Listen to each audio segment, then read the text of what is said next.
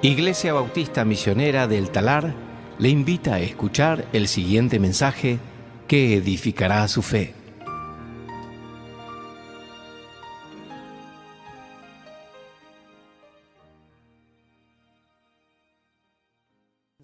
Capítulo 4, Filipenses capítulo 4.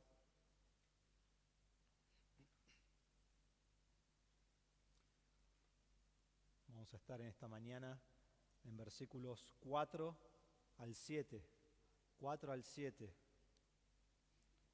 Hay muchísimo aquí en esta mañana para nosotros. Estamos en un punto muy práctico del libro y mi oración es que sea tanto de bendición para vos como ha sido para mí y que tomemos la palabra y la pongamos en práctica en nuestra vida a medida que vamos leyendo, porque así como hay mucho práctico, también cuando estás en un camino práctico hay un camino con pozos, hay un camino con palos, hay que tener bien puesto el cinturón y determinar que voy a poner esto en práctica en mi vida. Recuerdo cuando Anaí y yo llegamos al seminario donde yo iba a estudiar en el 2007, muy poco tiempo, como una semana después de casarnos o unas semanas después de casarnos aquí en Argentina. Y cuando llegamos a esa iglesia para ir al seminario, buscamos una iglesia para congregarnos con la meta de que un día íbamos a salir como misioneros de Estados Unidos a volver a Argentina. Y necesitábamos una iglesia enviadora, se llama. Un misionero tiene muchas iglesias que le sostiene, pero dentro de todas esas iglesias tiene una iglesia que es su iglesia enviadora, que es la iglesia que los manda como misioneros, es la iglesia que es responsable por haberlos mandado, y si hay un problema es la iglesia que debe decir no sean más misioneros o les ayudamos en esto o en eso o lo que sea, ¿no? Es la iglesia a la cual ese misionero responde que lo ha enviado. Entonces, mandar a un misionero uno debe estar muy seguro que lo quiere mandar. La iglesia debe conocer bien su testimonio, debe conocer bien si está ministrando o no y cómo es su compromiso al Señor, a las demás personas, etcétera, etcétera. Entonces nosotros buscábamos una iglesia donde podíamos ministrar por 4 años mientras yo estaba estudiando, para que al final de ese tiempo nos envíen como misioneros. Y entonces estuvimos en la iglesia allí que era el seminario y hablábamos con el pastor y ellos dijeron, sí, no veo por qué nosotros no podríamos ser tu iglesia misionera. Y yo dije, qué bueno, entonces esta es la iglesia donde nosotros vamos a asistir, donde vamos a estar. Y allí estuvimos por 4 años activamente ministrando, hacíamos un ministerio de español que les he comentado muchas veces y pudieron ver nuestro testimonio ahí. Mientras yo estaba estudiando también ministrábamos ahí a toda esta mayormente eran mujeres que se mudaron de España y era muy interesante, ¿no? Los vocabularios que habían y las culturas, aunque parecidas, eran diferentes también, pero era muy lindo. Y al final de esos 4 años nosotros hicimos una solicitud para ser enviados, que vas bajo una misión, se llama, y la misión nos preguntó quién era la iglesia enviadora. Entonces fuimos a nuestro pastor y le dijimos, bueno, ya tenemos todo y falta que en esta solicitud de ustedes. Y el pastor me dijo, ¿quién es su iglesia enviadora? Y yo dije, ustedes son nuestra iglesia enviadora. Y su cara me dijo que no lo eran. Y era muy difícil, porque habíamos terminado el seminario, ya estábamos listos para levantar sustento, ir a Argentina, y en un estar en Argentina. Y ahora todo se había tirado atrás y uno de los pastores nos dijo, bueno, tendrían que esperar un tiempo y ver. Y yo estaba, ¿por qué? No hay nada para ver. Dice, ver si bueno, cuándo es el momento ideal para ir. Otro nos dijo, bueno, hay 2 o 3 personas antes de ustedes que vamos a enviar. Entonces, si quieren, pueden esperar unos años a ver qué pasa. Y la cual esos 2 todavía están en esa iglesia, todavía no se han ido a ningún lado, hasta el día de hoy. Y realmente estábamos en una situación muy difícil. Pensamos, ¿qué vamos a hacer? ¿Cómo vamos a responder a esto? ¿A dónde vamos a ir? Porque cualquier lugar que vamos ahora tenemos que encontrar una iglesia, tenemos que pasar 3, 4 años allí y realmente es no un tiempo perdido, pero se siente como un tiempo perdido porque ya estamos listos para ir a Argentina. Es lo que el Señor puso en nuestro corazón. Y te preguntás, ¿cómo voy a tener gozo en esta situación? Era difícil. ¿Cómo voy a tener paz en que Dios sabe lo que está haciendo en esta situación? Era difícil. ¿Qué íbamos a hacer? Pregunto a vos, ¿alguna vez te sentiste así? ¿Alguna vez te sentiste así? ¿Ocurre algo en tu vida y no sabes por qué Dios está haciendo lo que está haciendo? ¿Y no sabes cuál es la respuesta y qué debes hacer? ¿Y hacia qué lado ir? Es como decimos, estás entre la espada y la pared y no estás seguro de la decisión que debes tomar. Y empieza a tomar lugar en tu corazón y en tu mente ansiedad y preocupación y estrés. Es en esas situaciones que debemos acudir al Señor, que debemos ir al Señor. Y en estas semanas estamos viendo 5 características de creyentes en el Señor y hemos visto ya que debemos estar firmes en el Señor, que debemos tener la misma mente en el Señor. En versículos 1 al 3 vimos eso. Y hoy vamos a ver que debemos regocijarnos en el Señor, esperar en el Señor y tener paz en el Señor.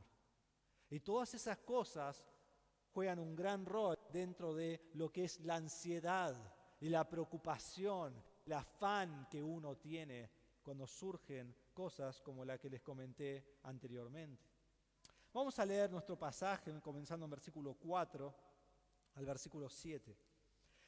Dice: regocíjense en el Señor siempre. Otra vez lo diré, regocíjense. La bondad de ustedes sea conocida de todos los hombres, el Señor está cerca. Por nada estén afanosos, antes bien, en todo, mediante oración y súplica, con acción de gracias, sean dadas a conocer sus peticiones delante de Dios. Y la paz de Dios, que sobrepasa todo entendimiento, guardará sus corazones y sus mentes en Cristo Jesús. Entonces vemos hoy las otras 3 características de creyentes en el Señor. Y la primera es, o la tercera podemos decir, es que se regocijan en el Señor. Se regocijan en el Señor. Y eso lo vemos allí en versículo 4, donde dice: regocíjense en el Señor siempre. Otra vez lo diré, regocíjense. Ahora, nosotros hemos visto muchísimo acerca del gozo en este libro. Y regocijarse es el verbo de gozo. ¿Sí? Entonces es la misma palabra en el griego, habla de la misma cosa. Es un estado de alegría, es un estado de bienestar. Un comentarista lo dice así: el gozo no es un sentimiento, sino una confianza de que Dios está en control de todo, para el bien del creyente y para su gloria, y entonces todo está bien, no importen las circunstancias. Entonces, creo que ha habido como una escala en intensidad de lo que Pablo quiere decir acerca del gozo en el libro de los Filipenses. En el capítulo 1 habló acerca del gozo, pero en ningún momento dio ningún mandato acerca de cómo debemos tener gozo.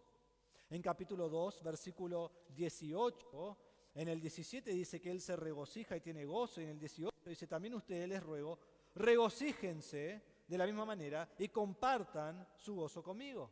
Allí les da un mandato acerca de lo que tienen que hacer. En la misma manera que Pablo se regocija, ellos deben regocijarse.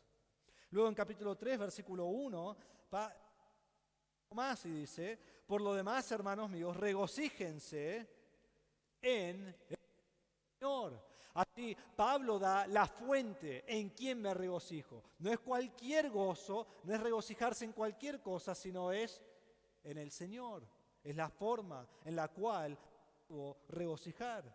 Y aquí Pablo dice, agrega más: regocíjense en el Señor siempre.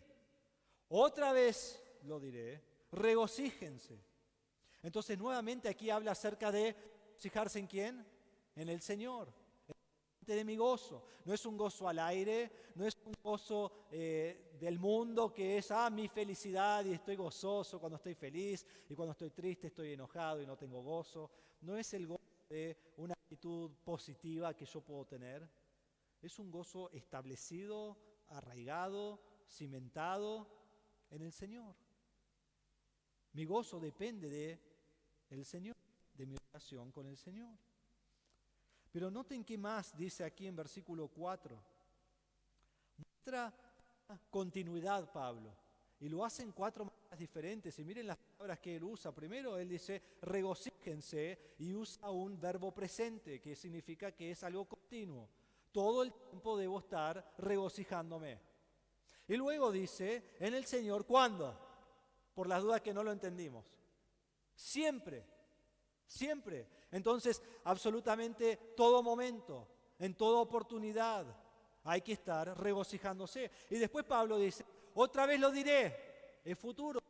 Se los digo hoy, se los voy a volver a decir, y se los voy a volver a decir, y se los voy a volver a decir. Siempre que se regocijen. Y por si no lo entendimos, vuelve y dice, regocíjense. Otro mandato presente. Entonces, regocíjense siempre. Y después usa la palabra siempre. Y después dice, otra vez lo diré. Y después dice, regocíjense. Otra vez con continuidad. ¿Por qué? Hermanos, porque hemos visto que en este libro hay mucho sufrimiento. ¿Lo está escribiendo desde dónde?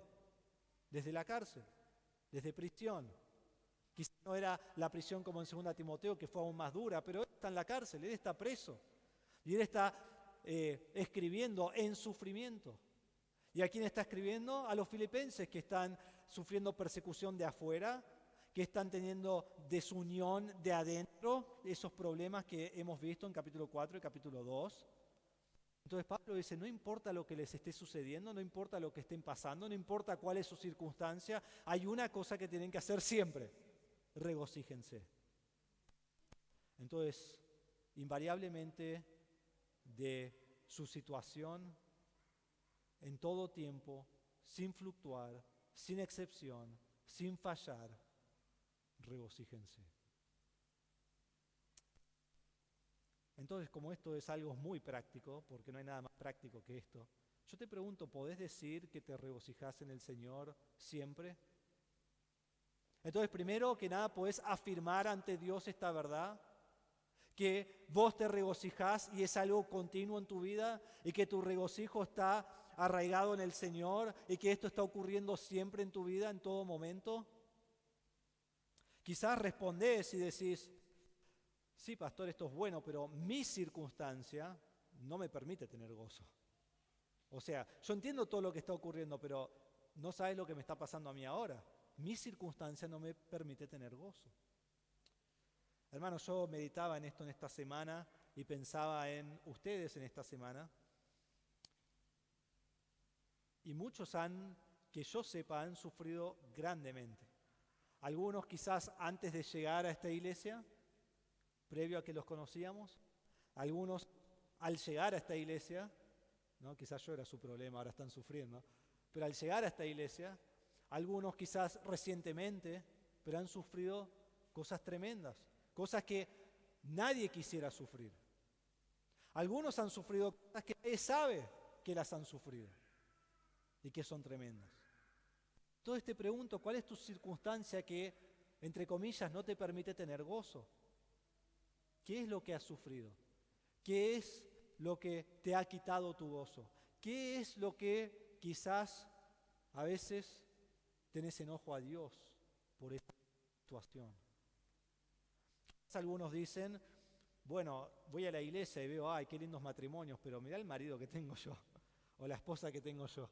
Ay, si tan solo tuviera otro marido o otra esposa. O mirá las familias como son y tenemos familias creyentes y la mía no es creyente. Y Señor, ¿por qué a mí me toca eso?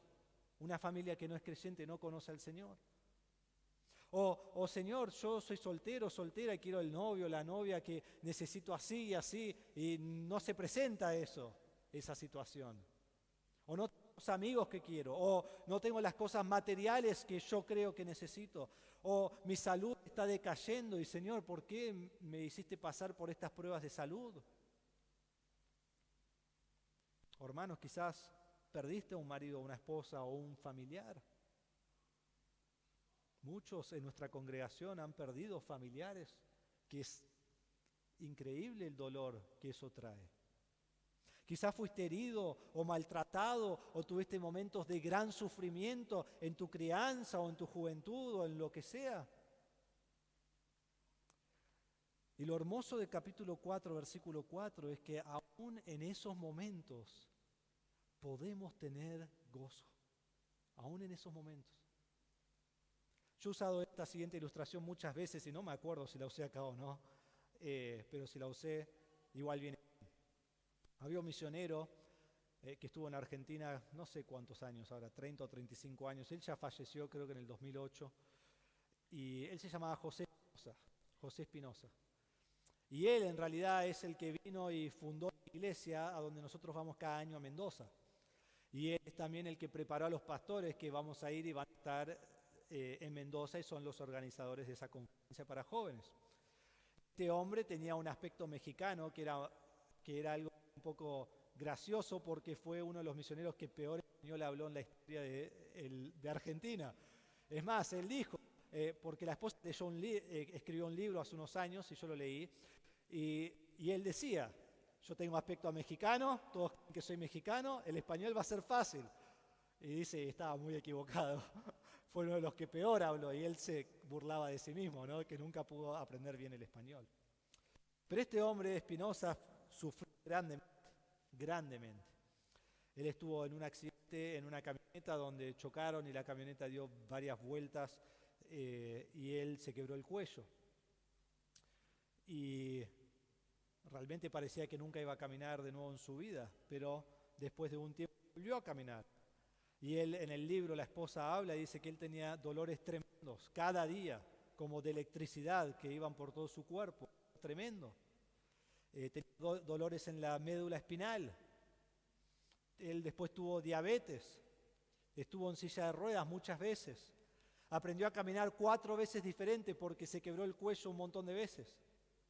Una vez las enfermeras lo cambiaban de una cama a la otra y se les cayó. Más tarde en su vida él estaba en un sillón y lo quisieron poner en otro lugar y se les cayó de nuevo. O sea, imagínate, te sueltan las enfermeras, algo que es lo que nunca pueden hacer, ¿no? Una vez lo subían en la silla de ruedas a su camioneta que él tenía especial para llevar la silla de ruedas. Cuando llegó arriba la cabeza chocó con la camioneta y se quebró el cuello de nuevo. O sea, vos pensás que tenés mala suerte. Y suerte entre comillas, ¿no? Pues no es suerte ni mala suerte. Terminó muriendo de cáncer. Y todo el libro vas leyendo y estás como, Señor, no lo quiero leer porque quizás digo, esto me puede pasar a mí, ¿no? Pero vas viendo el gozo que él tiene y hasta el último momento él estaba levantando fondos en Estados Unidos en un hospital para algún proyecto en Argentina. Y él estaba orando por algún otro hermano que está predicando el Evangelio en Argentina. Y él estaba predicando a todos en su sala, hasta el momento que él muere. Y imagínate escuchar su testimonio, alguien que podría estar totalmente en contra de Dios. Y cada etapa de su vida la vivió con gozo. Su vida fue caracterizada con gozo. Y cuando miramos aquí en versículo 4, vemos que en toda circunstancia yo puedo tener gozo. No es solo que estoy mandado y tengo que tener gozo, pero puedo tener gozo. Y no un gozo inventado o elaborado, un gozo verdadero. Pero quiero que entendamos que esto no significa que no hay tristeza. Gozo y tristeza no son opuestos. Se puede tener tristeza y aún tener gozo al mismo tiempo. Lo que vemos es que yo puedo tener gozo en medio de mi tristeza porque sé que Dios está en control de todas mis circunstancias. Entonces, aún en ese momento yo puedo tener gozo. Y quiero decirles rápidamente 4 razones por las cuales puedo tener gozo, y son 4 atributos de Dios que vemos en nuestra vida en todo tiempo. Primero, yo puedo tener gozo porque Dios es inmutable. ¿Qué significa eso? Dios no cambia. Entonces yo leo la Biblia y estoy seguro que el mismo Dios que escribió esta Biblia es el mismo Dios que está gobernando hoy, que es soberano hoy. Hebreos 13:8 dice, Jesucristo es el mismo ayer, hoy y por los siglos. Él no cambia. Entonces en tiempos de angustia y dificultad hay algo que puedo recordar. Dios es el mismo siempre. Y Dios actúa en la misma manera siempre. Y las promesas que están en la Biblia son promesas para mí y para vos hoy. Segundo, rápidamente, Dios es omnipotente. Él es todopoderoso. Él obra y Él hace como Él quiere. En el Salmo 115:3 dice, nuestro Dios está en los cielos y Él hace lo que le place. No le tiene que preguntar a nadie. Y lo que Él hace es perfecto. Y entonces en tiempo de angustia y en tiempo de dificultad, yo puedo saber que Dios hace lo que es perfecto.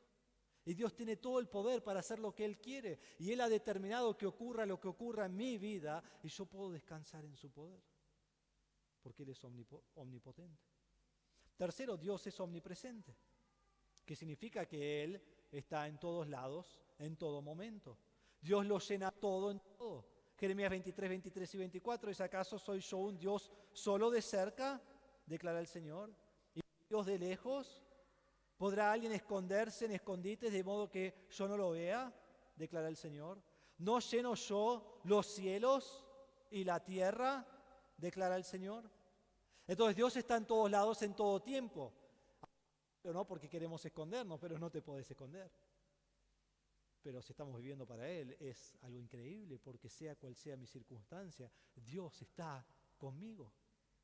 Nos dice Hebreos 13:5, Él mismo ha dicho: nunca te dejaré ni te desampararé. Yo escucho creyentes que dicen: no, Dios me dejó, Dios no le importa mi vida, Dios esto. No, Dios nada de eso, eso lo inventaste. Vos dejaste a Dios, vos te alejaste de Dios.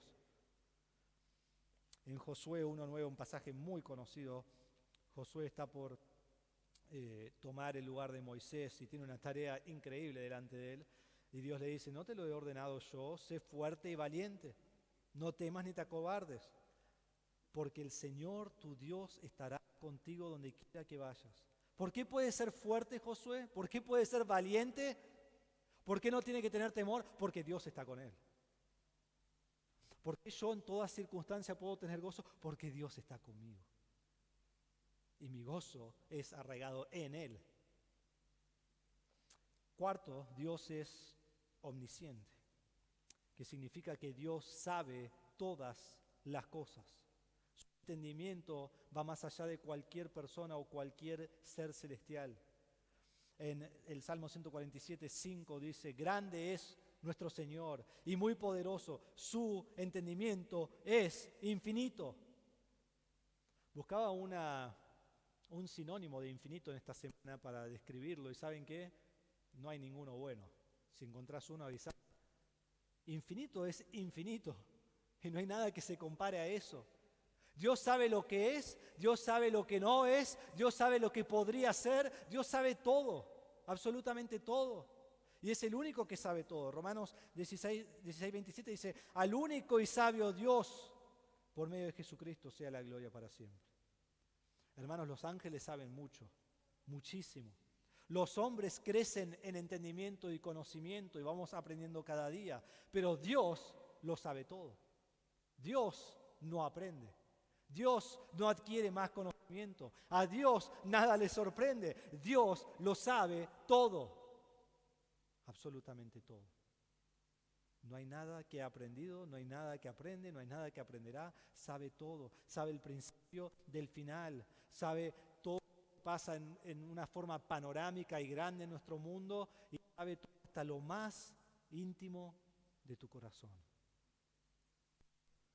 Entonces, Dios sabe tu angustia, Dios sabe tu tristeza, Dios sabe tus necesidades, Dios sabe tus pruebas, Dios sabe tu aflicción y tu dolor. Y Dios sabe lo que vos necesitas más de lo que vos sabés. Y Él quiere lo mejor para vos. Y decís: ¿seguro? Sí, seguro. Dios quiere lo mejor para vos. Pero vos debes entender que Él sabe lo que es mejor para vos de lo que vos sabés. Entonces, si Dios es inmutable, y Dios es omnipotente, y Dios es omnipresente, y Dios es omnisciente, entonces puedo descansar en Él. Puedo descansar en Él. Qué hermoso que Él me dice: la forma de tener gozo es en mí. Y hermanos, cuando pensás que ya no podés, recordá su gracia. ¿Recuerdan Pablo? Él tenía un aguijón en la carne y él pidió al Señor que 3 veces se lo quite. No sé qué era el aguijón, vos tampoco sabés, no sabemos qué es, si fue una persona, si fue alguna cosa física, no nos dice la Biblia, cada uno tiene su idea, pero no sabemos. Pero lo que importa es cómo responden, porque Dios le dice: te basta mi gracia, pues mi poder se perfecciona en la debilidad. Y Pablo dice: por tanto, con muchísimo gusto me gloriaré más bien en mis debilidades para que el poder de Cristo more en mí. Entonces, no sabemos qué, si no importa, lo que importa es que en medio de dificultad, Dios dice, te basta mi gracia. Y Pablo dice, en tu gracia me gloriaré y en mi debilidad. Debe ser así. Entonces Pablo dice, regocíjense en el Señor siempre. Y después me encanta la repetición que da. Porque dice, otra vez lo digo, otra vez lo diré, regocíjense. Pablo dice, esto no va a ser fácil. Habrá tentaciones, habrá pruebas, habrá dificultades. Pero en el Señor podemos vivir regocijándonos. A pesar de todo lo que suceda. Hermanos, en el momento de sufrimiento, la única forma de sobrevivir es en el Señor. Es la única forma de sobrevivir. Por eso nuestro mundo no tiene gozo, porque no tiene al Señor. Porque no lo puedes tener sin que tengas a Él. Entonces, hablamos del gozo, hablamos de regocijarnos y nos hacemos la pregunta, ¿cómo tengo gozo en los momentos más difíciles de mi vida? Y le voy a dar una respuesta y van a decir, no, pero eso no me ayuda, pero es la respuesta. La forma que tengo gozo en los momentos más difíciles de mi vida es que mientras estoy viviendo ahora, estoy creciendo en mi relación con el Señor Jesucristo, en la palabra de Dios y en la oración. Y estoy, cuando lo vemos en este contexto, extendiéndome hacia la meta, esperando el Señor que venga inminentemente a glorificar mi cuerpo. Y mientras tanto estoy creciendo en el Señor. Entonces, quizás antes dijiste, en mis circunstancias yo no puedo tener gozo. Yo te pregunto, ¿pasas tiempo valioso en la palabra de Dios cada día? No tiempo de, leí porque tenía que leer. No tiempo de, leo y esto es bueno porque al leer me duermo y entonces yo nunca puedo dormir de noche, pero la Biblia me ayuda a dormir bien. No es oración, oro y me desvío, ¿no? Y después cuando me doy cuenta digo, ¿cómo llegué acá? ¿No? ¿Te pasó alguna vez en la oración? ¿Cómo llegué hasta acá? No solo me desvié, me llegué a otros caminos que no sabía que iba a llegar o me dormí, sino tiempo valioso en la palabra, tiempo valioso en oración. Y decís, pero ¿cómo me ayuda eso con mis problemas? Porque no tiene nada que ver una cosa con la otra. Sí, te ayuda a enfrentar correctamente tus problemas. Te ayuda a tener una perspectiva en el Señor que no importa cuál sea el problema, Él está en control. Revoluciona toda mi mente y mi corazón y respondo con gozo ante la situación. ¿Tenés gozo en tu vida? ¿Hay áreas en tu vida en las que no tenés gozo? Este es un versículo práctico en nuestra vida, como es toda esta sección que estamos viendo. Y tu gozo en tiempo de angustia es una representación, una demostración de tu confianza en el Señor. Entonces, si en el tiempo de tribulación dejo de lado al Señor, solo revela tu corazón. Pero si en el tiempo de tribulación tengo gozo, donde alguien dice, ¿cómo podés tener gozo en esto? Revela tu corazón también, que estás creciendo en el Señor. Esa es la tercera característica, que se regocijan en el Señor. La cuarta característica, que va a ser la más rápida, es que esperan en el Señor. Los creyentes esperan en el Señor. Dice así, la bondad de ustedes sea conocida de todos los hombres, el Señor está cerca.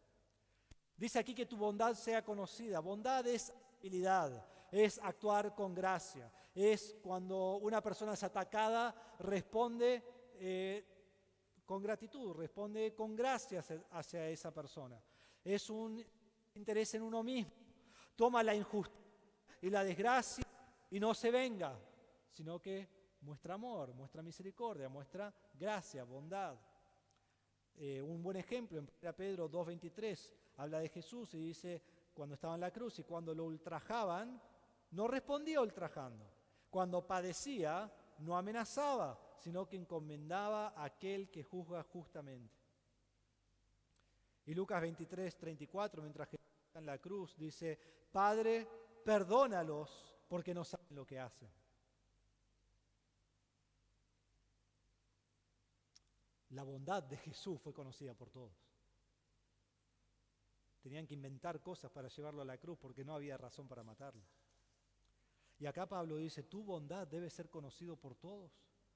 Y el verbo aquí es pasivo, que significa que yo no es que salgo por todos lados, voy a la carnicería y digo, hola, yo soy Marcos el bondadoso.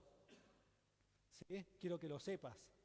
Y voy a otro lado y, sí, discúlpame, yo tengo mucha bondad, así que voy a hacer esto por vos.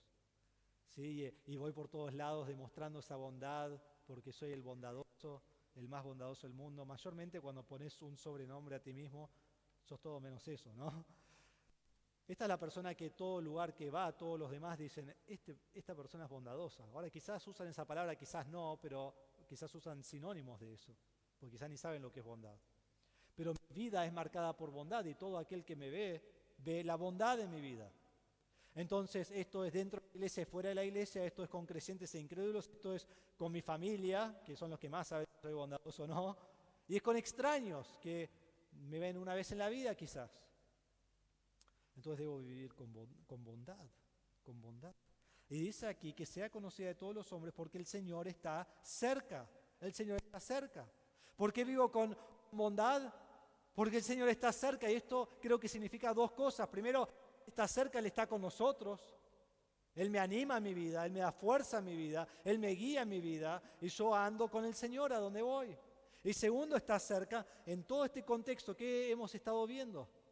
El Señor ya viene, el Señor ya llega, el Señor inminentemente va a venir y tomarme y transformar mi vida, el Señor está cerca. Entonces, porque el Señor ya viene, mostrá bondad a todos, que todos conozcan que sos bondadoso.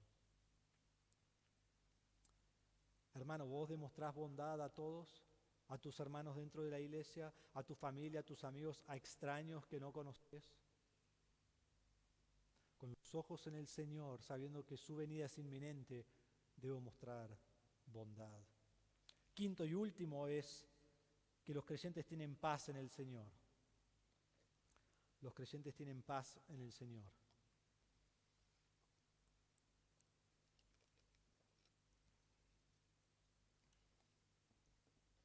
Versículos 6 y 7. Vamos a leer solo la primera frase de versículo 6 por ahora. Dice, por nada estén afanosos. Por nada estén afanosos. Estar afanoso es estar excesivamente preocupado. Por nada tengan exceso de ansiedad. Por nada estén con estrés. Por nada vivan nerviosos o con tensión. No se afanen de nada. Y Pablo les habla a ellos aún en la persecución, aún cuando hay problemas, aún cuando hay desunión en la iglesia. No estén afanosos, no estén ansiosos. En el 2016, y también tengo ilustraciones hoy que quizás he usado antes, pero bueno, eso es lo que pasa con un pastor en la misma iglesia, ¿no? Pero pegan bien. Si lo sabés, podés tomar un descanso. En el 2016, era febrero del 2016, venía un grupo de construcción de afuera. Todos ustedes llegaron casi después de grupos de construcción, pero tuvimos grupos de construcción que nos ayudaron aquí en la iglesia. Y en este caso venían 40 personas, más o menos, creo que eran 40. Venían de una iglesia de Estados Unidos a ayudarnos a hacer construcción. Venían la primera semana de febrero y junto con eso iban a haber también otros 60, quizás 50 argentinos. Éramos 90, 100 personas por día trabajando aquí en la iglesia. Y este grupo ya venía, ya habían tomado sus vacaciones, ya habían comprado sus pasajes de avión, ya habían comprado herramientas de más que iban a traer para ayudarnos, habían levantado ofrendas para ayudar a pagar por la piedra, la arena, por cemento y todo lo que nosotros íbamos a hacer mientras estábamos en esta semana. Estaba llegando el tiempo y nosotros veníamos con los planos, con los días, y teníamos que venir y hacer con la máquina los pozos grandes para poner los cimientos, ¿sí? Y el profesional nos dijo, bueno, está todo en orden, está todo listo, ustedes vayan, comiencen, y estábamos a 2 semanas de que venga el grupo, así que no teníamos ni un día que perder, oramos que no llueva, no llovió en ese tiempo, y estábamos preparando todo. El primer día que entra una máquina, comienzan a trabajar, y al rato me llaman y me dicen, la municipalidad. Digo, bueno, ¿qué pasó? Y vengo acá, un vecino nos denunció, no teníamos cartel de obra y dijeron, no, ustedes no pueden hacer nada todavía. Yo dije, no, pero ya nos dieron la aprobación. No, ninguna aprobación, no pueden hacer nada. Y nos cerraron todo. Dije, bueno, eso no es bueno, ¿no? Estamos a 2 semanas, va a haber 100 personas, todo cae sobre mí y les voy a decir, bueno, qué lindo, vamos a pasear por Capital esta semana, ¿sí? Disfrutar. Y no van a volver nunca más y no sé qué le van a decir a sus iglesias cuando vuelven. Y entonces, obviamente, llamé al maestro mayor de obra y no contestó. Y le mandé un mensaje, no contestó, le escribí por Facebook, escribí por, no sé lo que había en ese tiempo, no sé si ya WhatsApp era grande, por WhatsApp, por mensaje, por mail, lo llamé todo, nada. Le escribí a un amigo de él y se enteró que él estaba de vacaciones en Brasil. Y se acababa de ir y volvía en 7 días. Y no tenía comunicación con él. Hermanos, estaba ansioso, estaba afanoso, estaba preocupado.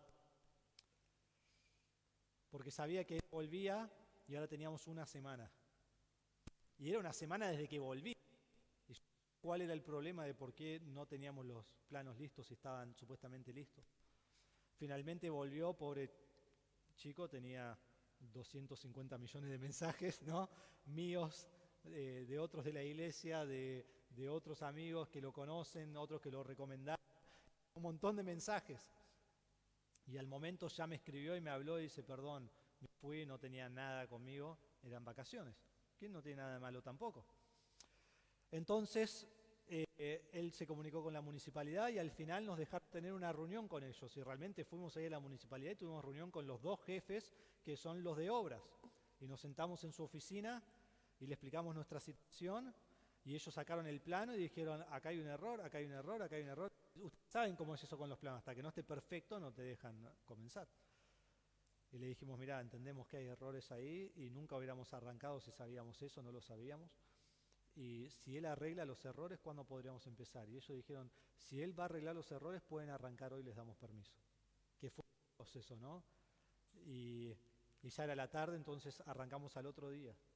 Y en una semana, creo que aún trabajaron sábado, domingo, los pobres hombres trabajaron todo el día, pudimos preparar, aunque sea lo necesario para el grupo. Cuando vinieron habían algunos pozos así de anchos, con 2-3 metros de profundidad y orábamos que nadie muera, ¿no? Ahí pues estaban los hierros ahí abajo. Pero pudimos preparar todo. ¿Y saben lo que Dios enseña? No estés ansioso, ¿no? Yo tenía ansiedad. Y Dios dice, no estés ansioso. No estés ansioso. Hermanos, la ansiedad es una muestra de falta de fe en el Señor. Eso es lo que es la ansiedad. Una muestra de falta de fe en el Señor. Vayan conmigo a Mateo 6. Mateo 6, versículo 25. Mientras van ahí, ¿alguien tiene alguna galletita o algo? Me siento un poquito mal y... sí, no, pensé en eso, un caramelo, pero después voy a estar comiéndolo y... Ahí está, gracias. Mientras van buscando ahí.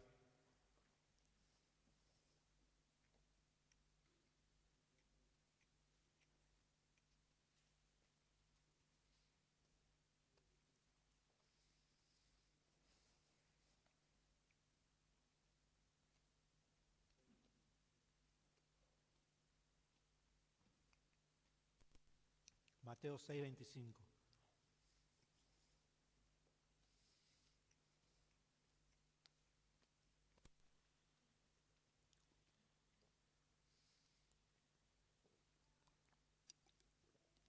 En Mateo 6, 25 al 34, un pasaje que conocemos muy bien.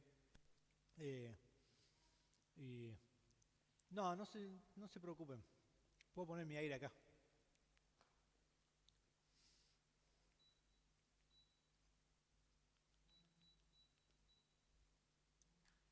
Bien, Mateo 6:25, dice así. Por eso les digo, está Jesús hablando, ¿no? En el Sermón del Monte, por eso les digo, no se preocupen por su vida, qué comerán o qué beberán, ni por su cuerpo qué vestirán.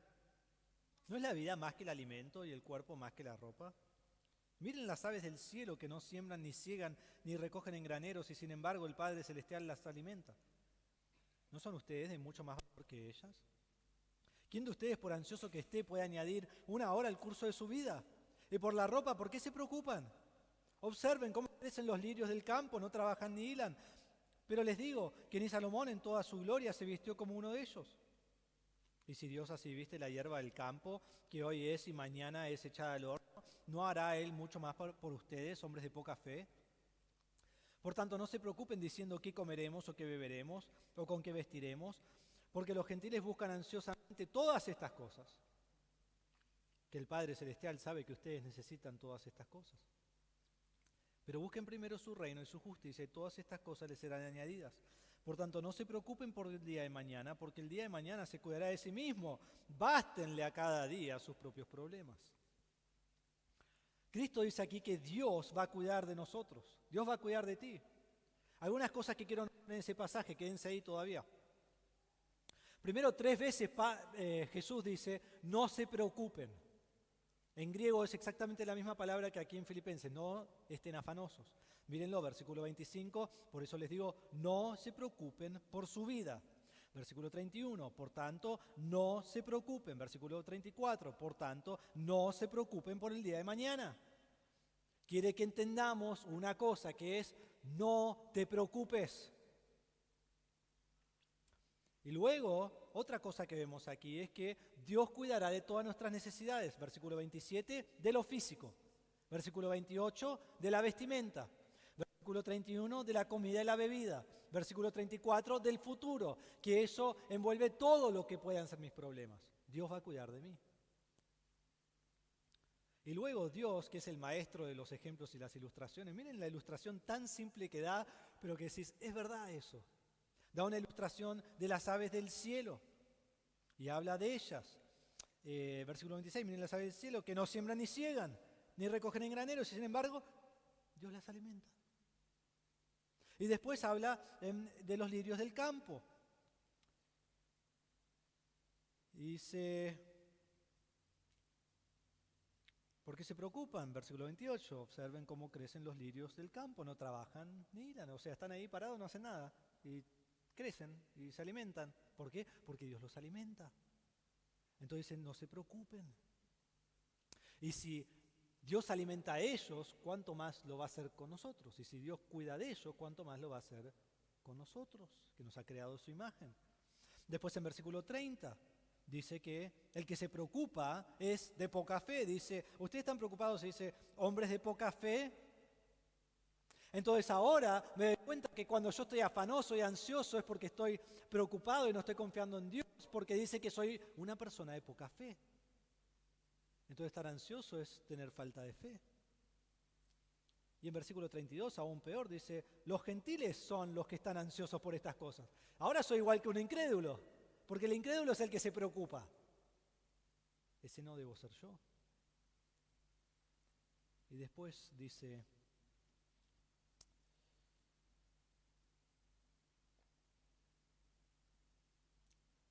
no anoté cuál era el versículo, al 27. ¿Quién de ustedes, por ansioso que esté, puede añadir 1 hora al curso de su vida? ¿Podés añadir un día por preocuparte? No añadimos nada. Entonces, ¿cuánto tiempo pasás preocupándote? ¿Cuánto tiempo pasás ansioso por una situación o situaciones? ¿Cuánto has ganado por preocuparte? Y me hablo a mí mismo, porque a mí me cuesta mucho este tema. Pero ¿cuánto has ganado por preocuparte? Y al contrario de eso, y mucho más importante, ¿cuánto has perdido por preocuparte? Te perdés un montón de cosas por preocuparte sobre distintas situaciones. Hermano, no te preocupes del día de mañana. El día de hoy tiene suficientes problemas. Pero Jesús no está diciendo preocupate por hoy. Jesús está diciendo yo te estoy cuidando hoy y lo voy a hacer mañana, en la misma manera.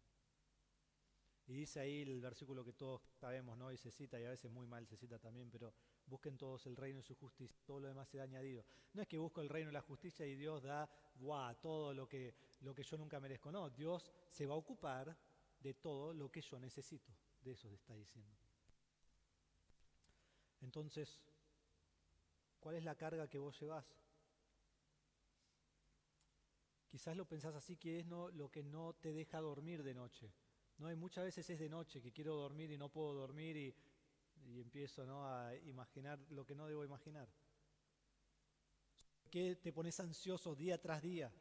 ¿Y cómo puedes responder a la ansiedad en tu vida? Bueno, el versículo 6 nos da la respuesta. Dice, antes bien, en todo, mediante oración. Mediante oración. Hermanos, las respuestas a lo que estamos luchando cada día en nuestra vida, de gozo y de no tener gozo y tener ansiedad, es estar en la palabra y orar al Señor. Es muy simple. Esta semana le pedí permiso a mi tío de compartir esto. Yo tengo un tío que vive en Estados Unidos que es ciego. Él es ciego de nacimiento. Él debe tener 70 y pico de años. Igual como ciego logra más que el 90% de la gente que tiene dos ojos que ven, ¿sí? Él te hace todo. A mi abuelo le instaló un ventilador de techo, imagínate. Mi abuelo le dijo, vení antes que oscurezca. Él dijo, puedo ir a la hora que sea. No cambió en nada.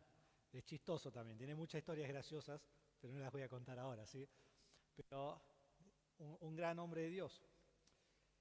Él tenía que hacerse una cirugía en el ojo. En este mes que pasó, creo que hace una semana y media hizo la cirugía. Y no entendí bien, pero no sé si le iban a remover el ojo, ¿sí? Entonces era algo bastante grande, digamos, algo bastante importante. Y estaba muy tenso. Y él escribió así en Facebook después de eso, y lo leí esta semana y me vino perfecto para el mensaje, entonces le pedí si lo podía usar y me dijo que sí. Escribió después de la cirugía, esto fue hace unos días, y dijo así: buen día, quiero hablar hoy sobre el estrés. Hace un poco más de un mes tuve que hacer turno para tener una cirugía en el ojo para el 18 de mayo. Tuve mucho tiempo para preocuparme y estresarme acerca del asunto. Intenté juegos mentales y cosas parecidas, pero lo único que funcionó fue la oración. Así que, adivinen lo que hice menos que las demás cosas. Sí, pasé poco tiempo en oración profunda. Jesús nos enseña a no preocuparnos. Qué lástima que su enseñanza estaba solo en mi cabeza. La cirugía fue exitosa y quizás, solo quizás, haya aprendido algo de todo esto. Hermanos, esa es la vida práctica de muchos creyentes. Lo sabemos, lo tengo acá, yo ya sé que no me tengo que preocupar. Y vivo ansioso. Y tomemos este pasaje para aprender y ponerlo en práctica en nuestra vida. Entonces te pregunto, así como hablamos de la Biblia, ¿cuánto tiempo pasás en oración? ¿Y cuánto tiempo pasás en oración concentrado en lo que orás? ¿Orás cuando tenés estrés? ¿Orás cuando tenés ansiedad? ¿Por qué orás en esos momentos? ¿Orás para que Dios te dé lo que vos querés? ¿O orás a su voluntad? Y te pregunto, ¿crees que hay poder en la oración? Y decís, bueno, pero pastor, ya dijiste que Dios no cambia y Dios ya sabe todo y Dios actúa como Él quiere, entonces ¿para qué voy a orar? Orás porque tomás tu ansiedad y la pones sobre Dios y confías totalmente en Él. Y sea que el resultado sea positivo o negativo en tus ojos, es el resultado del Señor y puedes confiar en Él profundamente.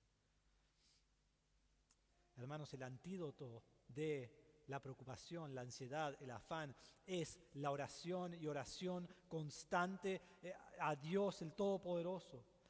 Pablo dice, y me encanta porque él no te da algo negativo y te deja ahí. Dice, por nada estén afanosos, y después dice, antes bien, si no, en contraste a esto, todo lo opuesto de estar ansioso es lo siguiente: en todo, mediante oración y súplica, con acción de gracia, sean dadas a conocer sus peticiones delante de Dios. Pablo te dice cómo enfrentar la ansiedad. Y dice, en toda oración, cada vez que vos vas al Padre, cada vez que vas al Padre con tus pedidos y está Jesús intercediendo por vos a la diestra del Padre como tu abogado, diciendo, escuchá a Él porque Él es tu Hijo, porque yo lo salvé. Y vas al Padre en oración, con Cristo intercediendo ante el Padre y con el Espíritu Santo intercediendo por nosotros, ayudándonos a orar de acuerdo a la voluntad del Padre. Y entonces estás orando y está involucrada toda la Trinidad en esta oración. Y dice que en toda oración ores con súplica. Es una petición urgente. Entonces vos estás con ansiedad, estás con urgencia y no sabes qué hacer. Anda al Señor. Y pedí gracia al Señor. Y pedí paz al Señor en medio de la dificultad. Y sobre todo pedí victoria sobre tu ansiedad. Y después da la clave de esto. Dice, sean dadas mediante oración y súplica con acción de gracias. Con acción de gracias. La palabra acción de gracia es la misma palabra que gozo. Viene de la misma raíz. Ha dicho que vivamos con gozo y ahora dice, y cuando vas al Señor con ansiedad, hacelo con gozo. Hacelo dando gracias. Hermanos, es la clave de la oración. Todo lo que oro es dando gracias. No, Señor, ¿por qué me pasa esto a mí? Sino, Señor, tú estás en control, gracias. Y lo que hacemos en esta oración es tomamos la mochila de ansiedad que nosotros tenemos y se la entregamos a Dios. Y decimos, ya no es mi problema, Señor, es tuyo. Dios dice, bien, eso es lo que tenía que hacer desde el principio. Porque yo me voy a ocupar de todo. Y Dios no tiene ansiedad. Porque es Dios. Él es el Dios de paz. Que ya vamos a llegar en versículo 7. Un comentarista dice así, debo comenzar a alabar a Dios por el hecho de que en esta situación tal como es, Él es poderosamente Dios. Este comienzo es el final de la ansiedad. Estar ansioso significa que nosotros sufrimos, nosotros gemimos, nosotros intentamos ver hacia adelante. Acción de gracias significa dando a Dios la gloria en todo, haciendo lugar para Él, poniendo nuestra ansiedad sobre Él, dejando que nuestra ansiedad sea su preocupación. Las pruebas que ejercitamos dejan de estar escondidas y de reprimirnos, son puestas delante de Dios en oración. Entonces pongo mi ansiedad sobre la ansiedad de Dios. Todo está en sus manos y puedo tener gratitud en medio de la dificultad.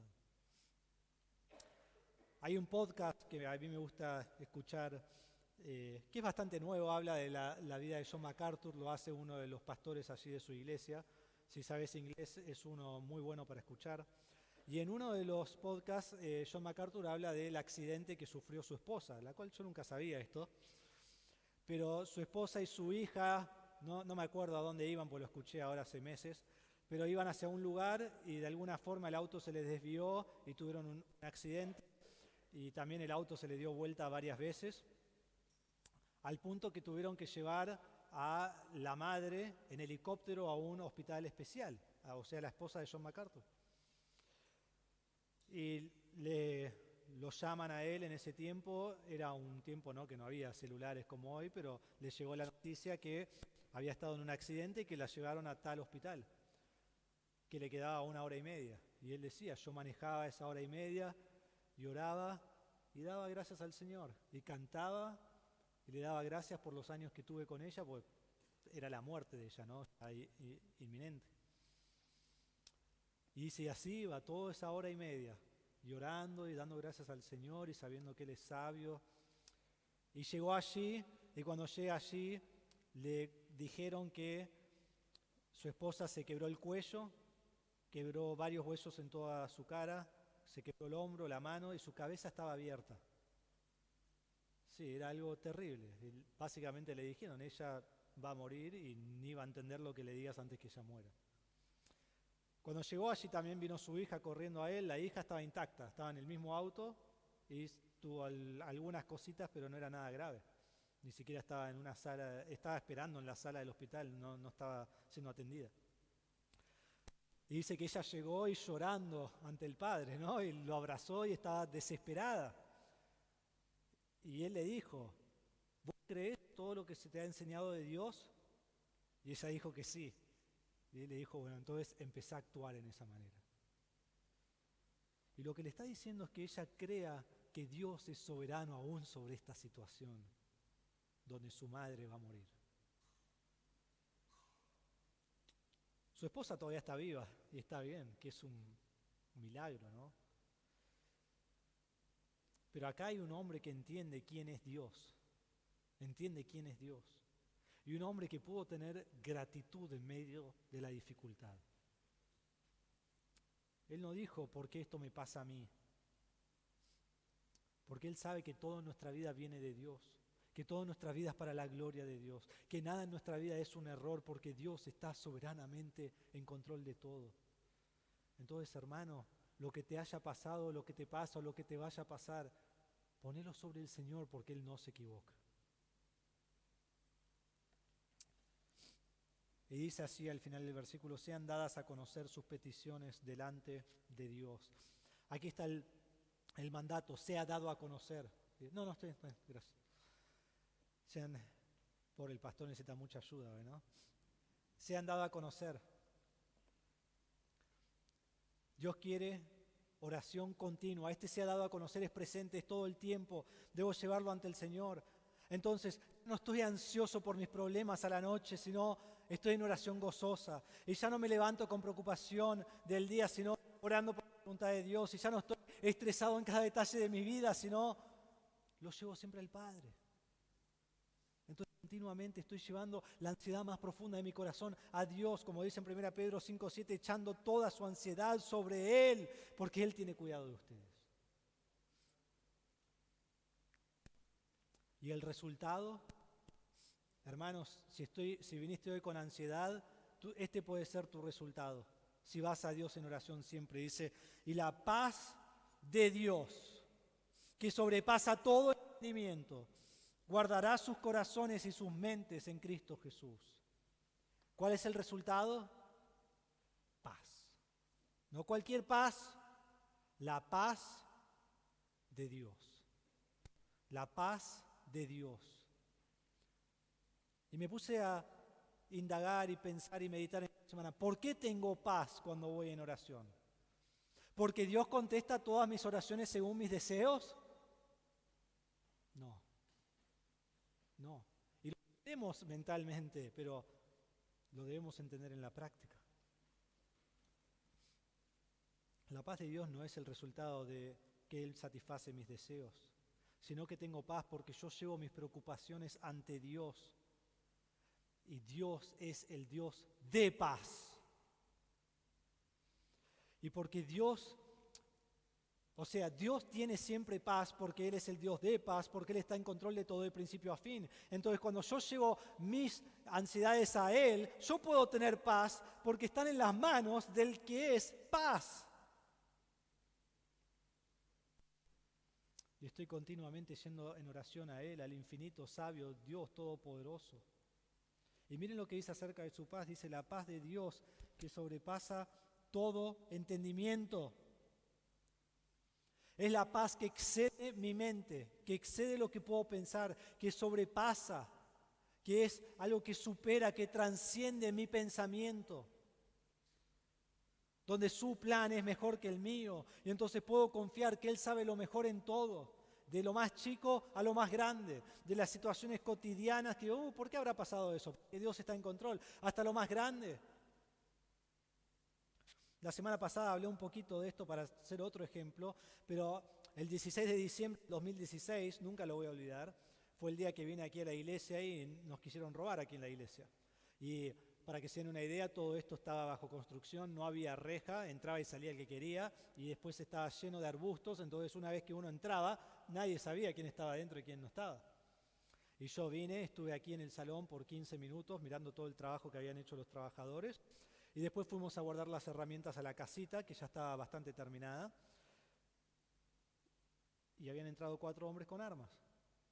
2 entraron acá y ataron a todos los trabajadores, y 2 fueron a buscarme a mí y al jefe de los trabajadores.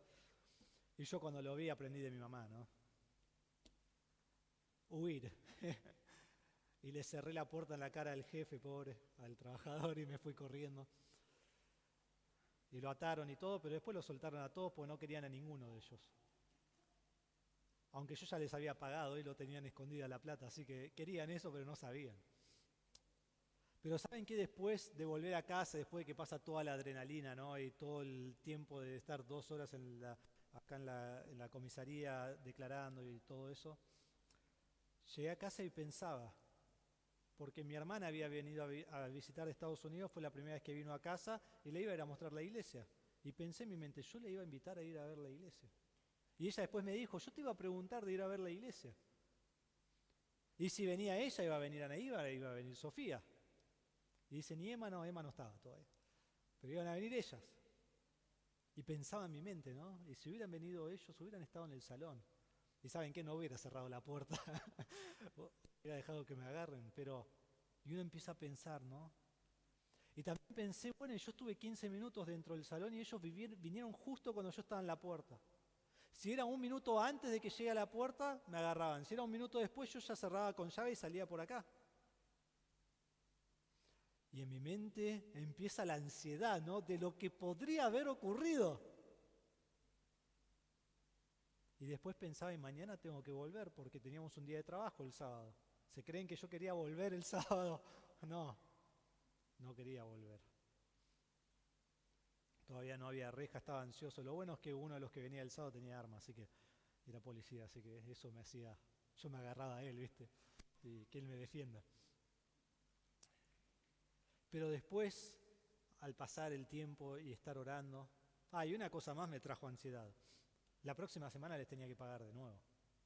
Y todos sabemos que si le pagás el jueves, el viernes no vienen. Entonces, es complicado. Pero arreglamos para pagarle y igual trabajar y eso fue bueno, pero eso traía ansiedad también. Y el estar orando, la paz de Dios comienza a obrar en tu vida, ¿no? Y pues Dios no permitió que vaya mi hermana. No fue que justo no le dijo, justo ella no me pidió. Dios no lo permitió. Y Dios no permitió que me atraparan y Dios me permitió que yo estuviera justo en el lugar exacto para escaparme. Y Dios me mantuvo a salvo y Dios me mantendrá a salvo. Y si un día es diferente y me llega a pasar algo, y a cualquiera de nosotros, puedo tener paz y puedo tener calma porque Dios está en control de eso también. Entonces no tengo que preocuparme, sea cual sea la circunstancia, porque Dios está en control. Su paz trae calma. ¿Recuerdan en Marcos 4, 35 al 41, los discípulos se suben con Jesús a la barca y están en el mar de Galilea, que no es un mar muy grande, pero están allí en el medio y comienza una tormenta al punto que ellos creen que van a morir. O sea, pescadores que creen que van a morir. Era una tormenta gigantesca. Y Jesús está durmiendo. Y lo levantan y dicen, vamos a dormir. Y están con ansiedad, no saben qué hacer y no lo pueden creer. Y Jesús se para y dice, calma. Y se calma el mar. No hay viento, no hay lluvia, no hay olas. Hermanos, en medio de la tormenta, en medio de la dificultad, en medio de no saber qué hacer, Dios trae calma a tu alma. Y aún en medio de toda la tempestad que está en tu vida, puedes tener calma. No porque meditas en algo tan lindo y te ayudan a respirar mejor. No, porque vos estás en el Señor. En Cristo podés tener paz. Y sea lo que sea que ocurre y sea cual sea el final de lo que ocurre, Dios está en control, Dios está en su trono. Salmo 93, 1 y 2 dice, el Señor reina. Vestido está de majestad, el Señor se ha vestido y ceñido de poder. Ciertamente el mundo está bien afirmado, será inconmovible. Desde la antigüedad está establecido tu trono, tú eres desde la eternidad. El Señor reina en su trono desde antes de la fundación del mundo a después, de eternidad a eternidad. No se le escapa nada, ningún detalle de tu vida. Y dice la paz de Dios que sobrepasa todo entendimiento, ¿qué hará? Guardará sus corazones y sus mentes en Cristo Jesús. Esta palabra guardar era una palabra militar que hablaba de soldados que guardaban una ciudad, que protegían una ciudad, que proveían seguridad. Si vos viajás al mundo antiguo, cada lugar que vas, siempre hay un muro alrededor. Siempre. Todos los lugares, o ves el muro, o ves de lo que queda del muro, o ves el piso donde estaba el muro, pero siempre había un muro, que hacía el muro, los protegía. Y después tenían los soldados que miraban de arriba al muro y estaban siempre en guardia para que nadie pase el muro, porque una vez que tomaban el muro, tomaban la ciudad. Y cuando lees la Biblia, en el Antiguo Testamento, siempre está el muro alrededor de la ciudad. Es así que se protegían. Entonces los filipenses saben muy bien lo que esto significa. Ellos siempre se estaban cuidando de ser atacados. Y Dios lo que hace es, cuando yo voy a Él en oración, en Cristo Jesús, Dios guarda mi mente y mi corazón de que sean atacados por la ansiedad. Pero así como el soldado debía estar siempre mirando, yo debo estar siempre mirando al Señor. Cuando habla del corazón y los pensamientos, habla del interior de la persona, de todo el ser de la persona, de lo que la persona piensa en cada momento, de lo que va a su mente cuando está desocupada, que es el peor momento. Pero cuando voy al Señor en oración, Él me guarda de preocupación, me guarda de afán, me guarda de duda, me guarda de ansiedad. ¿Y cómo lo hace? En Cristo Jesús, en el Señor. Solo en Cristo, solo en Dios yo puedo tener paz en mi vida. Y una paz que está sobresaliendo. Donde otros dicen, ¿a vos qué te pasa? Eso es cuando sabes que tenés la paz del Señor. Cuando todos alrededor tuyo no lo pueden creer.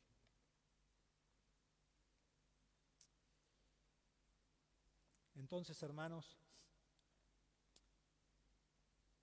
cuando yo estaba en el seminario, habíamos pasado 4 años allí, trabajamos en esa iglesia decidió que no nos iban a mandar, que esperemos años para ver qué pasaba,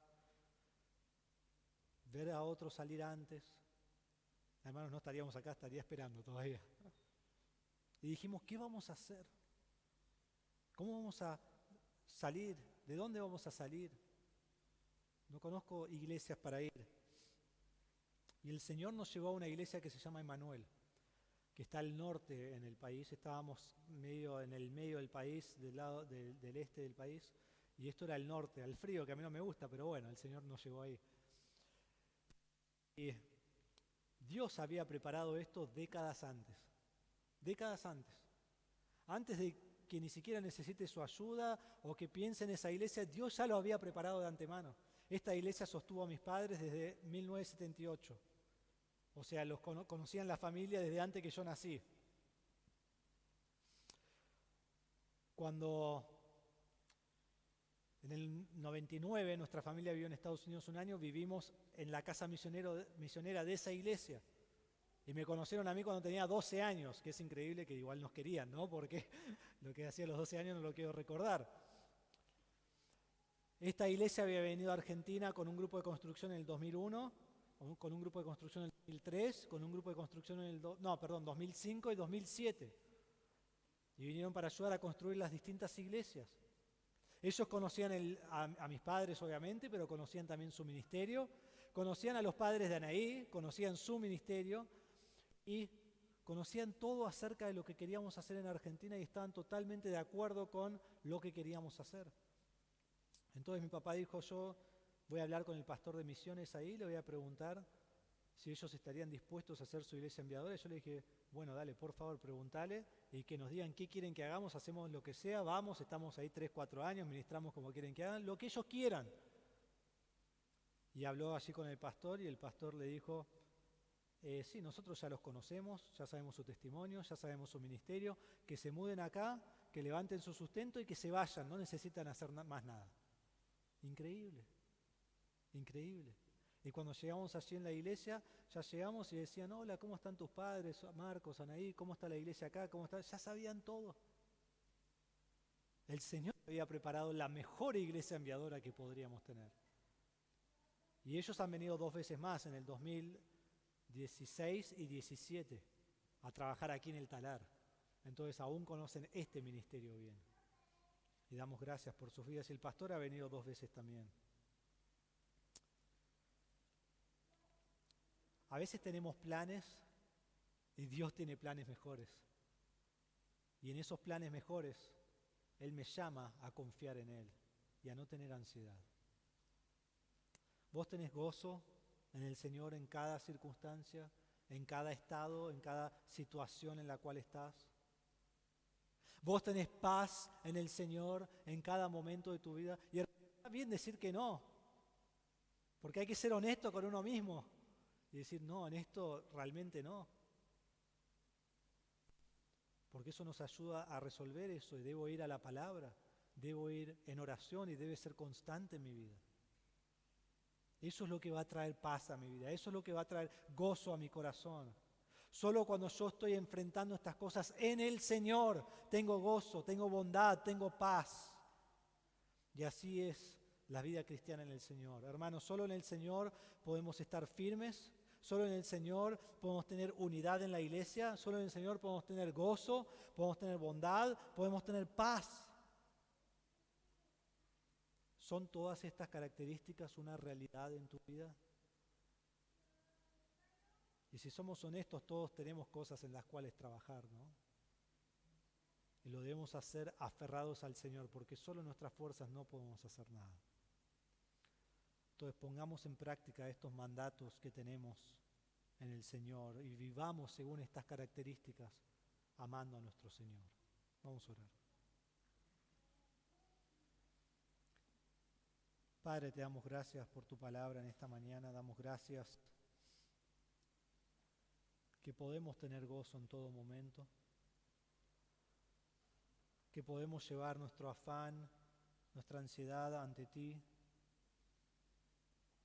Padre, te pido que estemos arraigados al Señor, que estemos en la palabra, que amemos la palabra, que nos lleve a tener una relación cercana a nuestro Padre, que estemos en oración, que cuando hay un pensamiento negativo, un pensamiento de pecado, un pensamiento de ansiedad y afán, lo llevemos a ti. Y la semana que viene vamos a ver de qué debemos llenar nuestros pensamientos. Pero hasta ahora ya podemos ver que tú eres un Dios de paz. Y cuando llevamos todo esto a ti en oración, traes calma al alma abatida. Te pido, Señor, que uses este mensaje en nuestras vidas, que llevemos la enseñanza y la doctrina a la práctica, arraigados en el Señor. En el nombre de Jesús lo pedimos. Amén.